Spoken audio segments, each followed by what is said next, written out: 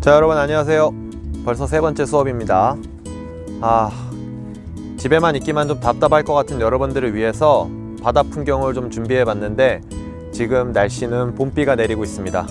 좀 풍경이 예쁘지 않은 것 같아서 좀 아쉽긴 하지만, 이 봄비에 코로나19도 다 씻겨나가 버리고 우리 빨리 만났으면 좋겠습니다.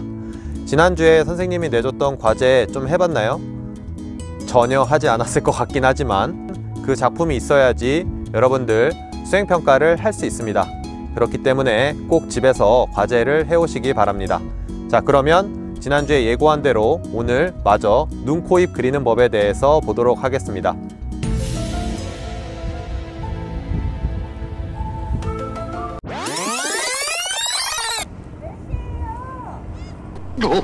봄비에 코로나19도 다 씻겨나가 버리고 우리 빨리 만났으면 좋겠습니다. 지난주에 선생님이 내줬던 과제 좀 해봤나요? 전혀 하지 않았을 것 같긴 하지만 네, 11시 20분이에요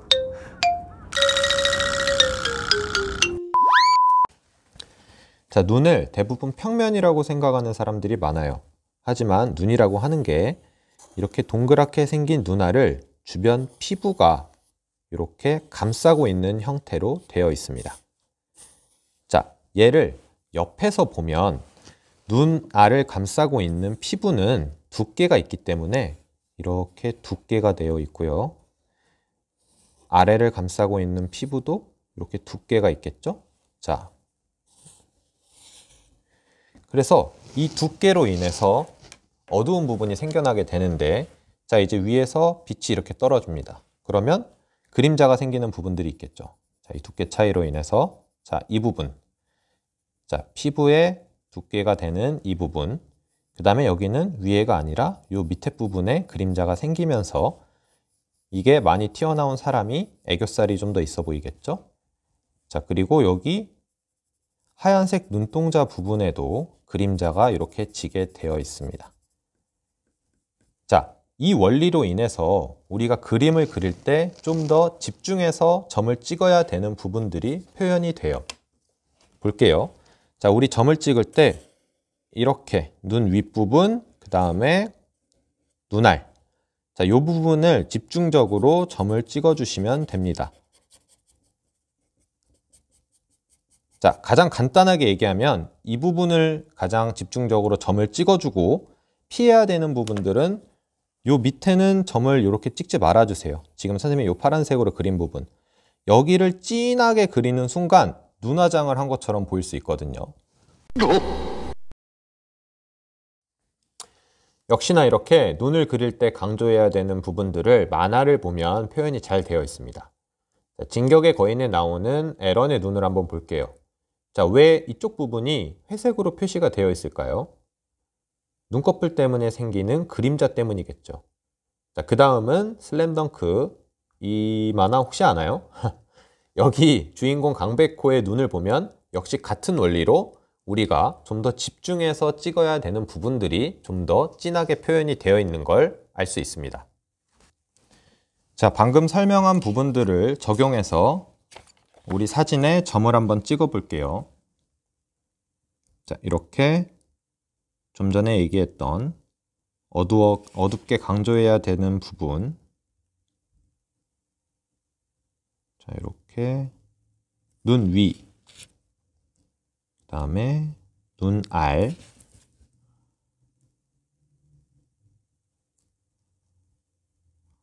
눈 속에 있는 하이라이트를 표현을 하고요.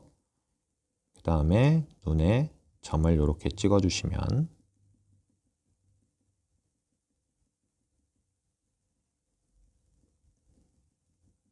자, 눈 아래도 다 똑같이 어둡게 칠하지 말고 무조건 윗부분에 그림자가 좀 더 지게 되어 있으니까 밑에는 점을 조금만 덜 찍어주면 눈이 평면이 아니라 입체적으로 볼 수 있게끔 표현을 할 수 있습니다.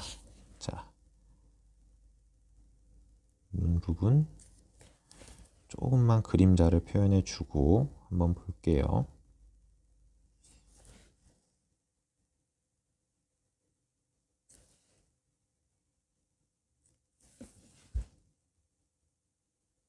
자, 한번 볼까요?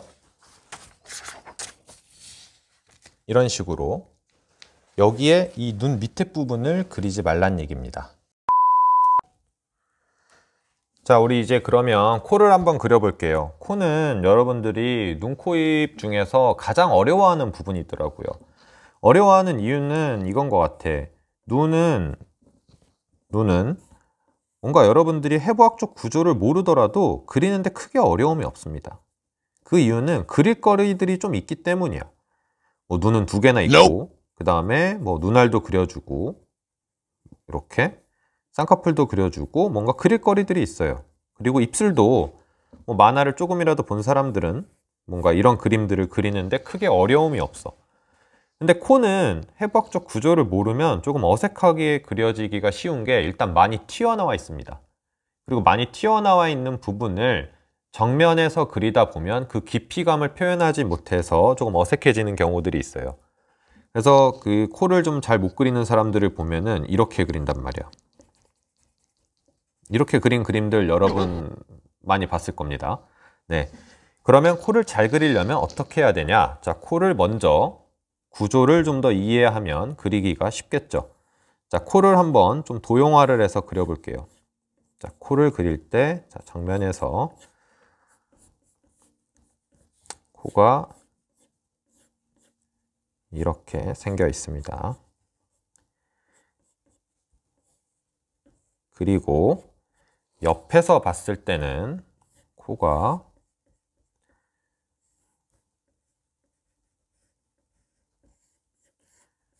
이렇게 그려져 있어요. 자, 옆에서 봤을 때는. 자, 그런데 코를 이렇게 못 그리는 사람들은 지금 어디를 그리고 있는 거냐면은, 자, 여기 볼과 만나는 이 부분, 그 다음에 인중이 시작되는 이 부분을 강조해서 그리고 있는 겁니다. 그리고 여기 이제 콧구멍을 그리는 거지. 자, 그러면 우리는 어디를 집중해서 그려주면 좋으냐? 자, 콧날이 시작되는 부분, 뭐 이쪽이라든지 이쪽이라든지 뭐 둘 다 그려줘도 되고 한 면만 그려줘도 되고 그건 명암에 따라서 표현을 하시면 됩니다. 그 다음에 콧볼이 시작되는 부분, 그리고 역시나 똑같이 인중이 시작되는 부분, 그리고 여기 볼과 만나는 부분을 다 표현하는 게 아니라 콧볼까지만 표현을 해주시면 훨씬 자연스럽게 그림을 그릴 수가 있습니다. 자, 이거 한번 이렇게 그림을 그려볼게요. 이 강조해야 되는 부분들을 참고해서 그림을 한번 그려볼게요. 코를. 자, 이렇게 콧날이 어느 한쪽만 조금 강조해서 해주시면 되고, 그 다음에 콧볼 그려주시고, 인중이 시작되는 부분 해서 콧구멍을 표현을 해주시면 훨씬 자연스럽게 그림을 그릴 수가 있습니다. 자, 그쵸? 훨씬 자연스러워졌죠? 여기에 이제 뭐 보면은 이제 옆에 눈을 조금 참고해서 그리면 좀 더 자연스럽다고 느낄 수 있겠네요. 자, 눈 그릴 때도 어떻게 하라고? 자, 눈 위쪽 부분을 좀 강조해서 그려주시고 밑에는 약하게 그리고 여기 뭐 애교살 조금만 표현해 주면 훨씬 자연스럽게 보일 수 있겠죠? 자, 그리고 눈 그릴 때도 그림자가 생겼던 것처럼 코를 그릴 때도 빛을 받으면 그림자가 어디 생기겠어요? 이쪽 부분에 생기겠죠? 자, 코가 정면에서 봤을 때 어려운 이유는 이겁니다. 자, 여기 콧볼 그리고 인중이 시작되는 이 부분, 이게 정면에서 바라보면 길이가 얼마 안 돼. 하지만 이 길이가 얼마 안 되는데 가장 많이 튀어나온 부분이라는 거죠. 이 깊이감을 표현해 주기가 힘든 거예요. 그래서 여기 그림자가 생기는 부분을 명암을 넣어주면 이 깊이감을 표현할 수가 있습니다. 자, 여러분들 사진을 보면서 이렇게 어두운 게 맞는지 한번 확인을 해보는 거예요. 그리고 뭐 이제 옆에서 빛이 온다면 콧날 옆으로 그림자가 표현이 될 수 있겠죠. 이 정도로 이 옆을 표현해 주면 좋은 거지, 이렇게 선으로 표현을 하다 보면 조금 어색해지게 됩니다. 그래서 한번 지금 우리가 선생님이 설명한 걸 가지고 다시 전묘화로 보여드릴게요. 콧날이 시작되는 이쪽 부분, 그리고 콧볼이 끝나는 이 부분, 어둡죠?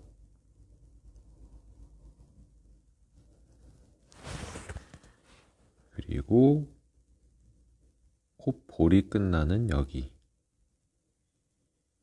이 콧구멍의 형태는 고개를 좀 들고 있고 혹은 정면이고에 따라서 너무 달라져서 이거는 하나하나 다 설명을 드리기가 힘들어요. 그래서 여기는 어두운 부분을 많이 찍어준다는 느낌으로, 그 중에서도 콧구멍, 콧볼,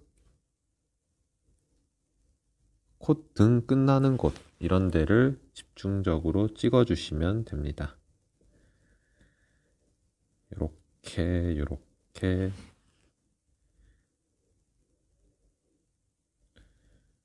오른쪽에도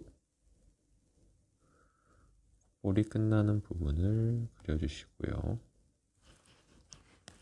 자, 이 정도만 해놔도 코가 표현이 되죠?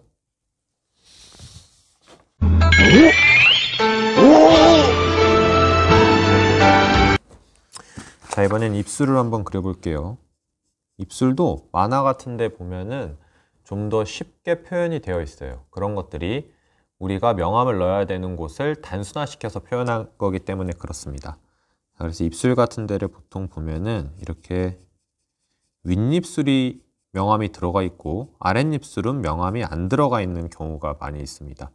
여기 명암이 들어가는 부분은 이거는 아랫입술이 아니라 옆에서 봤을 때 자, 입술이, 윗입술이 이렇게 있고 아랫입술이 이렇게 있어요. 그래서 아랫입술 끝나는 데서 턱으로 이어지는 이 부분, 자, 빛이 위에서 왔을 때 눈에 두께가 생겼던 것처럼, 그리고 코 밑이 명암이 졌던 것처럼, 자, 입술도 여기 명암이 지겠죠. 그리고 아랫입술도 이 부분은 밝고 이 아랫부분에 이렇게 그림자가 지게 되어 있습니다. 이렇게 옆에서 봤을 때, 자, 그래서 이게 정면에서 봤을 때 이런 그림이 그려지는 거죠. 자, 그리고 그 중에서도 특히 좀 더 집중해야 되는 부분이 있다면은 여긴 것 같아요. 이 안쪽으로 들어가는 이 부분이 매우 어두워지게 됩니다. 눈 흰자에 그림자가 졌던 것처럼 여기도 그림자가 이렇게 지게 돼요. 그래서 정면에서 봤을 때는 아랫입술과 윗입술이 닿는 이 부분을 조금 더 진하게 표시를 해주시면 좋습니다. 자, 입꼬리 부분하고,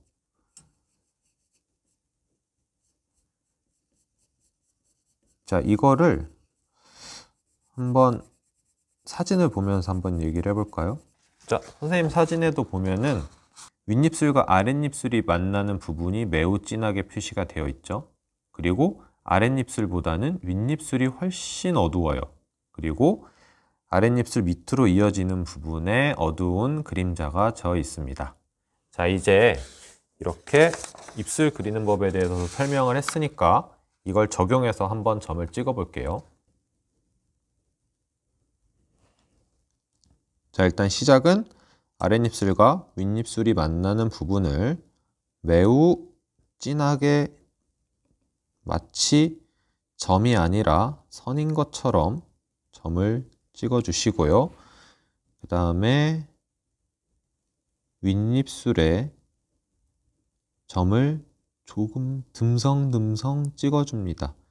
자, 우리 지금까지 눈, 코, 입 할 때는 대부분 엄청 많이 찍어서 블랙이 되거나 아예 찍지 않아서 하이라이트를 남겨주거나 였는데, 이제 윗입술부터는 중간 톤이 나옵니다. 그래서 중간 톤을 찍을 때는 이렇게 듬성듬성 찍어주시고, 자, 입술도 이쪽은 사진에서 볼 때 이렇게 왼쪽은 좀 밝고 오른쪽은 어둡다 보니까 오른쪽이 좀 더 어둡죠? 그럼 오른쪽에 좀 더 점을 많이 찍어주시면 명암이 표현이 될 것 같습니다.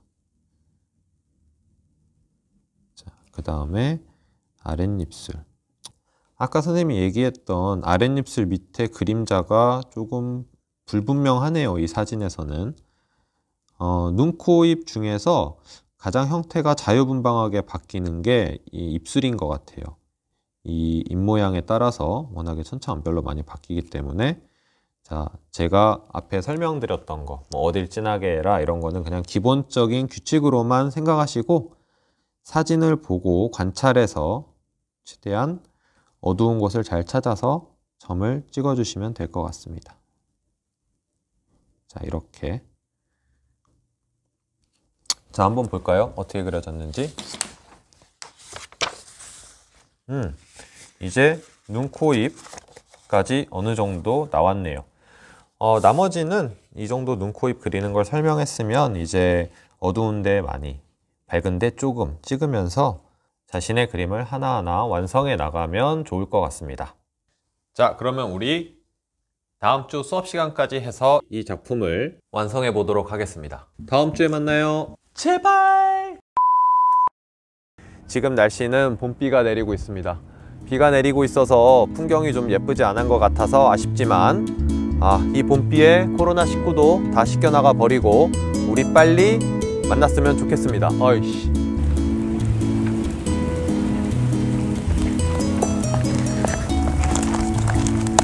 자, 지난주에 선생님이 내줬던 과제 여러분들 좀 해봤나요?